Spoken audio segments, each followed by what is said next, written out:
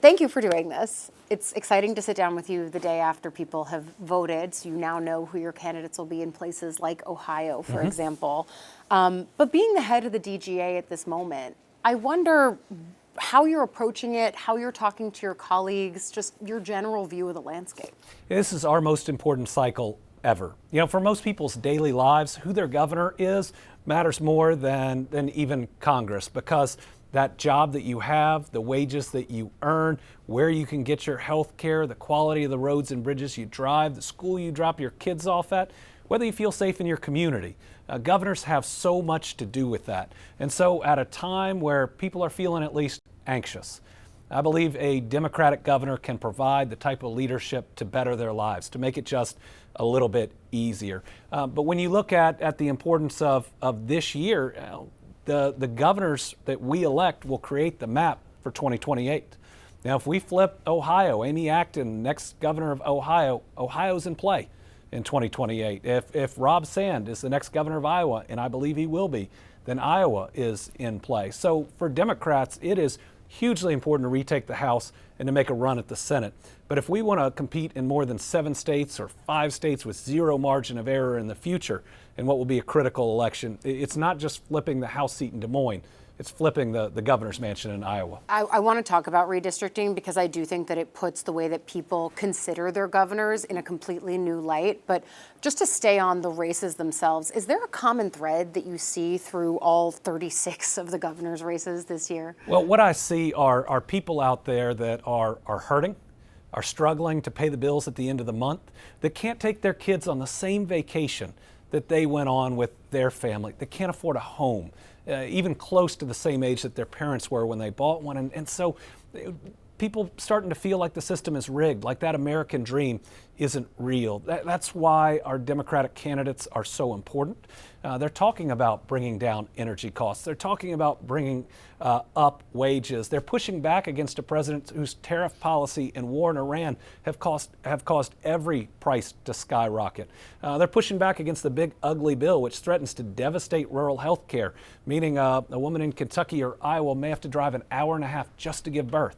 I mean, that's wrong in the United States of America. And I think people in Democratic governors can see a person who's going to step up, who's going to try to fix it, but mainly is on their side. And my hope is that they see someone who is for all of the families of that state and not just those that are in their party or share their same beliefs. We've seen various levels of pushback with the president, but we've also seen people take a different approach, trying to work with him. For example, Governor Gretchen Whitmer of Michigan, picture right behind us, has been someone who has actually gotten big things done in her state because she has gone to the White House, put in the FaceTime with the president, and to the same token then has also gotten some pushback from the Democratic base about working with him. They're saying she was conciliatory. And I wonder if you think that's a fair criticism. I think each of our governors is in a different position. You look at Gavin Newsom or J.B. Pritzker, and you look at the president having sent National Guard into their states without the permission of the governor, the different ICE activities in Chicago and how that puts so many people at risk. That explains why they're pushing back so hard, and it's fully understandable.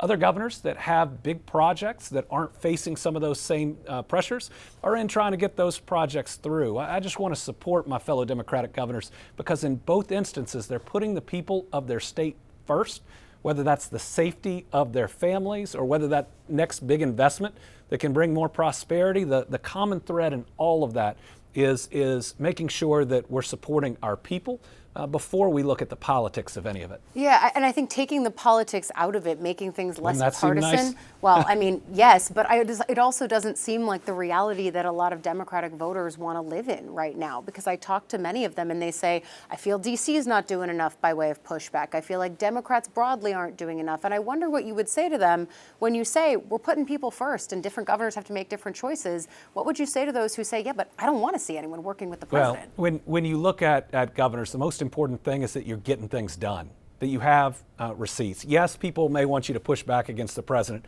but what they want even more is a job where they can pay the grocery bill at the end of the week or the mortgage at the end of the month.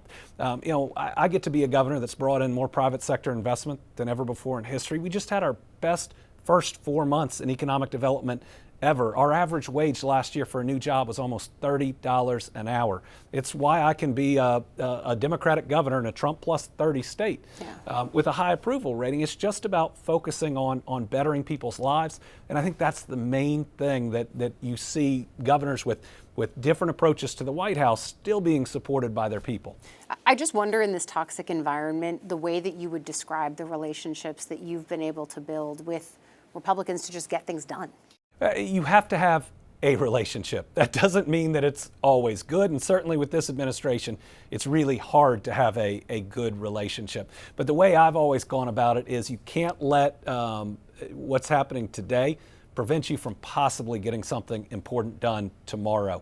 It's that idea that my job is to be the best governor of Kentucky I can be, not the best Democratic governor of Kentucky that I can be. And I think you see that with all of our candidates and all of our governors. They feel a very personal connection to their state, and it's just such a great job. I mean, you can get up on a certain day and make sure somebody's life is better. You can open a new factory where 350 people can now put food on the table. And so who your governor is matters so much in your daily life. If we talk actual governor's races, because I get to look at the map behind you. Okay, I'm ready for it. What is the race that you feel most excited about? Maybe the one that you feel like doesn't get enough credit for being a potential flip. Well, I'm going to give you two, and that's Iowa and Ohio. We have two great candidates. You have Rob Sand in Iowa. You have Amy Acton in Ohio. I think both of them would be unexpected, but I feel good about where both races are. I've campaigned with Amy Acton a bunch. She is trusted by the people of Ohio. She helped lead that state through COVID. They saw her work across the aisle with a Republican governor, and she's running against someone who is totally out of touch, who has said wild things about the provision of health care nationally or in Ohio, and that would do severe and significant damage in the leadership of that state, or frankly, anything. You look at Iowa, and the people of Iowa are upset. They are upset at the leadership of their outgoing governor.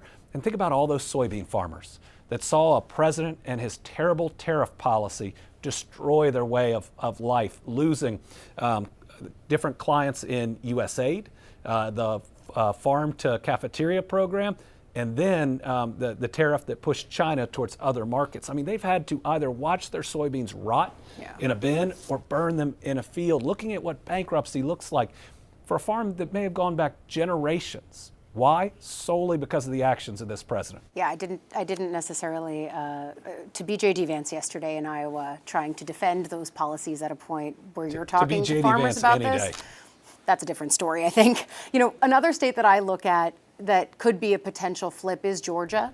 Former President Joe Biden just endorsed Keisha Lance Bottoms there. Is that an endorsement that's helpful for your candidates? Well, we've got a good primary there, and I want to let those candidates make their choices on what they do or do not do. I think that's a very personal relationship between the two of them, so it's understandable. If you're friends with someone, oftentimes you'll support them. But I'm excited about Georgia. Look at what Georgia's done. 2 Democratic senators. I mean, we Democrats in the South were forgotten about for a while, and we have fought to get ourselves a seat back at the table. Democratic governors of Virginia, of North Carolina, of Kentucky, 2 U.S. senators from Georgia. It is a strong party down there. It's exciting about how many different candidates that we have that see this race. I definitely think it's in play, as is Nevada, where we've got a very strong attorney general who has defied the odds before and I think has a great shot of winning that race. But in those states or others, is Biden a helpful person to be on the campaign trail? Well, I think every candidate has to make that choice. When you're running for governor, you can take different endorsements. People are going to judge whether you can get the job done. We said that we were going to talk about redistricting, and I think we've seen a cascade of states, Florida most recently, but Georgia, another one that kind of debated whether or not it was going to do anything. One that has caught my attention, and maybe it's because I'm a Tulane grad down in New Orleans, but Louisiana and the governor there postponing elections that had been on the books. Just as a governor on its face, can they do that? I don't know what the laws are in Louisiana, but you couldn't do that in Kentucky, and it's wrong to do. And this is trying to change the rules in the middle of the game. You know, Donald Trump started this, and he didn't even hide what he was trying to do. He didn't say, I think the maps are drawn unfairly. He said, give me 5 more seats to Texas. And Democrats had to respond. You can't simply sit back and lose. But now with what's happened to the Voting Rights Act and what threatens to have states that only have one party with any seats at all is incredibly concerning. And it may be that where we've got to go is a constitutional amendment that ensures that voters always choose their elected officials and it's never the other way around. This, I think, removing that last pillar of the Voting Rights Act is a real threat to our democracy moving forward. Will we have diverse voices at the table? Because if we don't, we won't have as good of decision making as we should. But I guess my question in the more near term is if there are Republican governors, and this is theoretical, except that we're kind of having to ask the question because you're seeing the breadcrumbs be laid in places like Louisiana. What does it look like? And what do you tell other governors across the country that it could be that there's a patchwork of states that do elections, others that don't? I mean, I think that is the fear that looms over 2026 or the future. The other fear should be that this happens every year. The idea that if your state legislature has a majority of one way, it somehow means they want every congressional seat to be that way, that almost removes that election entirely. And so I think we've got to look at a better and a different future. Thankfully, governor's races like U.S. Senate races are statewide. And people should know that who they elect as their governor is really important to ensure that we do have fair elections. If we elect a Democratic governor of Georgia, they could veto a new map that eliminated certain seats. If we elect a Democratic governor in Mississippi, same thing would happen, though that's the next year, 2027. So I think it's really important that people recognize that having Katie Hobbs as the governor of Arizona, instead of an election denier that has said that a previous election was stolen, how dangerous would that have been if he had been the governor of Arizona at that time? So it has real world implications to whether your vote counts. I think the other thing as we look to 2026, 2028, beyond, it's the question of the Democratic future. And I wonder if you think, as someone who's trying to detail, all right, what works in each of these states and races, would it be helpful to you to have an understanding of the DNC's autopsy from 2024? Well, I think what we're seeing right now is Democrats winning, and in some places winning big. I mean, if you look at the overall brand of the Democratic Party, we poll like public education. Yeah. If you say, how do you feel about public education in America? Most people will say badly. But if you ask about their own public school, they'll say it's great. It's an important part of the community. Our candidates are doing well. We're outperforming in every place we're at, and we're focused. We're focused on people's everyday lives. It's that recognition that you can care so much about a certain issue, but if you can't afford your child's next prescription, nothing else matters, and you'll vote for the candidate that can help you. Abigail Spanberger and Mikey Sherrill ran that focused campaign. Both of them not only won, they won by much bigger margins than anybody thought. Why? Because that's where the American people are. They're proof of purchase, I think, for sure. But do you not need to double back? Are you someone who's like, I don't care if there's an autopsy, I don't need it? Oh, I mean, I'd read the autopsy. Have you asked for it? I haven't. You're always better with more Would you information. want to? Sure. Ken Martin, if you're listening. Yeah, I'll take it and I'll read it. Okay. But you look also though at even why Donald Trump won the presidency. I think he convinced that last group of undecided voters that he would work harder on what we're calling affordability, but it's really, can you put food on the table? Can you afford the car insurance so you can get to work? And look at his policies. It's made everything worse, from tariffs to the big ugly bill to the price of gas right now, which is just breaking the backs of Americans. There's a big feeling of betrayal that's out there from a lot of his voters. We can be the party, Democrats on all levels, that say you can disagree with us on a couple of different issues, but we are going to actually work to bring those prices down, to bring your wages up. I was listening to, and my colleague was at your speech recently in Michigan, and there was a part of it that really struck us. You said, we as the party have let advocacy speak, seep into our democratic language, and sometimes these terms make it feel like we're talking down to people, like we're talking at them. If we want to be a party of the people, we've got to talk like we are people. What spurred that criticism? It felt specific. It's just we've got to talk like normal human beings. I get why advocacy speak came about. It was to reduce stigma, but you don't reduce stigma by changing a word. You reduce it by changing hearts. In Kentucky, we got hit by the opioid epidemic harder than just about anybody, but maybe West Virginia. We've all lost people we love and care about. but I didn't lose one person to substance use disorder. I lost them all to addiction. I mean, you hear it, your listeners hear it, and you feel that killer that took somebody from you. Or look at what the big ugly bill is going to do for food assistance. Right? If we want to reverse that, because my faith tells me the miracle of the fishes and the loaves, in a country that grows enough for everyone, there should be enough for everyone. But we're not gonna undo the snap cuts by saying kids aren't going to be able to concentrate in school because they're food insecure. Right? It's because they're hungry. And then we get ones like justice-involved population. Those are our inmates. And we've got more skilled trades we're teaching in prisons right now. Our recidivism rate is getting lower and lower because of it. I believe in second chances. But inmates call themselves inmates, and so does everybody else. So we've got to be, if we want to be a party of the people, we got to be a party that sounds like the people and certainly never talks down to people. So as I look at the map and I watch your races, I also watch your travel. I'm one of those people whose eyebrows go up and my attention perks up when I see that even just this month you're going to New Hampshire, you're going to South Carolina. What should I make of those trips? That I'm getting out there and I'm helping Democrats in those areas. When we went to South Carolina the last time, I went to Georgetown. They flipped their city council, and we've got a shot at a seat there. As I travel, I always try to do it in a way that helps the folks in the region that we're going to.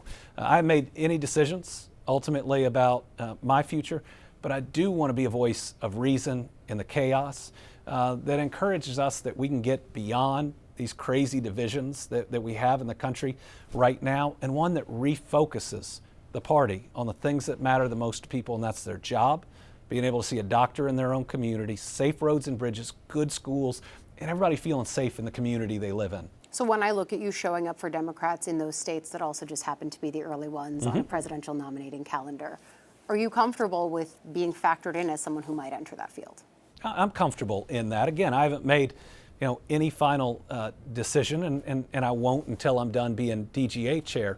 But I certainly at least want that conversation that's out there to be one that's focused, to where whoever is the nominee can win. This next election for Democrats isn't a need to win.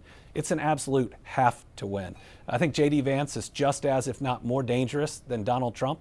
And with everything this country's going through right now, the pain that our families are feeling, the idea that it would extend beyond the 4-year term of Donald Trump is unthinkable, and we've got to make sure it doesn't happen.